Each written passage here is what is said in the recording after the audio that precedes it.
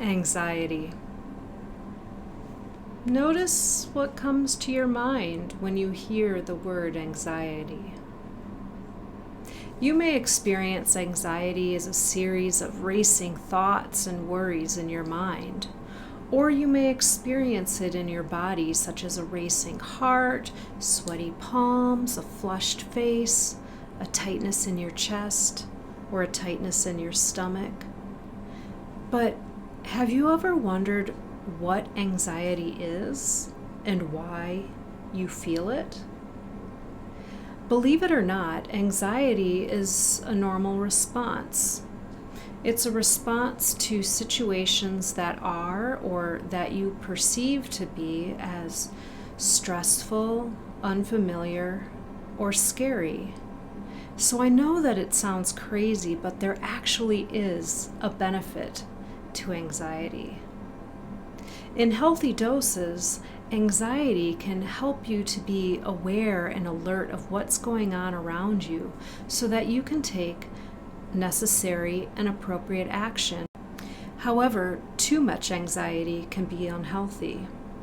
For some people, their feelings of anxiety are just too much and they become overwhelmed by worry or fear, so much so that they become paralyzed and they're unable to take any sort of action. So now that you know a little bit more about what anxiety is and why it exists, let's take a look at why anxiety might become a problem for some people. As I mentioned earlier, anxiety is a normal response to situations that are stressful, unfamiliar, or scary.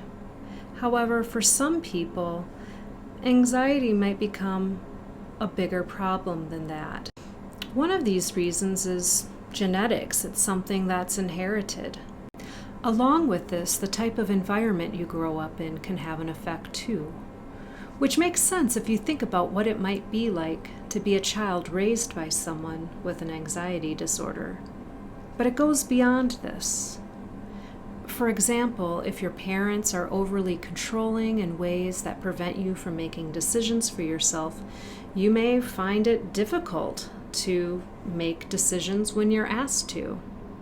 You may find yourself frequently second-guessing yourself or not trusting in your ability to make the best decisions for you. Likewise, if you grew up in a stressful environment or experienced some sort of traumatic event or traumatic events while you were growing up, it's quite possible that you'll experience an anxiety disorder as well.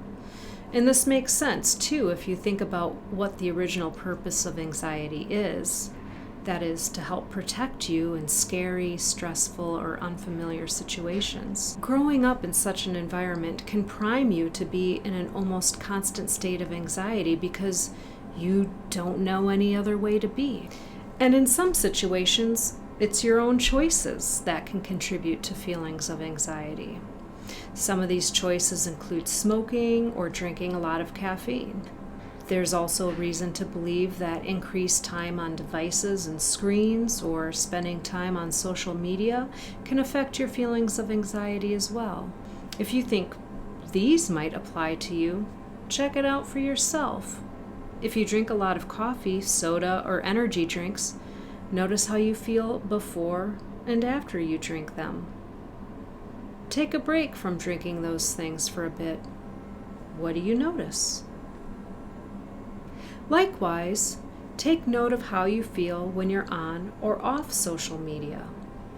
If you find that you feel better when you spend less time online, take that as a cue to take more breaks from being online. Don't miss out on living your real life because you're allowing yourself to become distracted by the virtual lives of others. In my next video, I'll share some no-cost and low-cost tips for managing feelings of anxiety.